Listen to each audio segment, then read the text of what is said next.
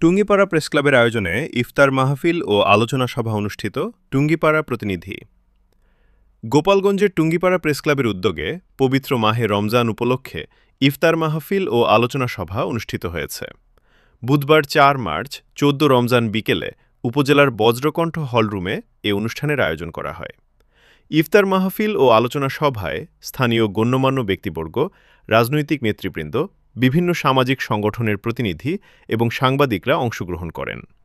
আলোচনা সভায় বক্তারা রমজান মাসের তাৎপর্য তুলে ধরে বলেন, রমজান আত্মশুদ্ধি, সংযম ও মানবতার শিক্ষা দেয়।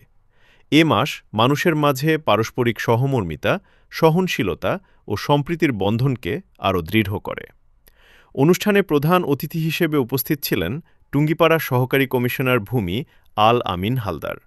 বিশেষ অতিথি হিসেবে উপস্থিত ছিলেন উপজেলা কৃষি কর্মকর্তা মোহাম্মদ রাকিবুল ইসলাম, উপজেলা স্বাস্থ্য ও পরিবার পরিকল্পনা কর্মকর্তা ডাক্তার তানভীর আহমেদ, সিনিয়র মৎস্য কর্মকর্তা দেবাশিস বাছাড়, টুঙ্গিপাড়া থানার officer in charge OC Ayub Ali, upazila প্রকৌশলী জালাল উদ্দিন খান, জনস্বাস্থ্য প্রকৌশলী প্রদীপ মজুমদার, পল্লী বিদ্যুতের ডিজিএম শওকত বড়ুয়া, সময় টেলিভিশন ও দৈনিক ইনকিলাবের জেলা প্রতিনিধি জয়ন্ত শেরালি, দেশ টেলিভিশনের জেলা প্রতিনিধি বাঁধন, আমার সংবাদের প্রতিনিধি এস এম বিপুল ইসলাম, টুঙ্গিপাড়া প্রেসক্লাবের যুগ্ম সাধারণ সম্পাদক জসিম মুন্সি, গণমুক্তির প্রতিনিধি রাকিবুজ্জামান সহ প্রেসক্লাবের অন্যান্য সাংবাদিকবৃন্দ।